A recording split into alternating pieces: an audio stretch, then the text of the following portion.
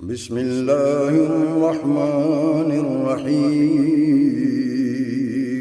شروع اللہ کے نام سے جو بڑا مہربان نہایت رحم والا ہے۔ رسول اللہ صلی اللہ علیہ وسلم فرماتے ہیں اربع من کن فیہ کان منافقا خالصا، اربع خلال من کن فیہ کان منافقا خالصا،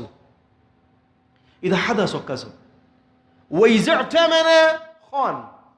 واذا خاصم فجر، اور كما قال النبی صلی اللہ علیہ وسلم، فرمایا کہ چار خصلتیں جس میں ہوں گی کان منافقا خالصا، وہ پکا ٹھکا منافق۔ آپ نے فرمایا پہلی بات اذا حدث،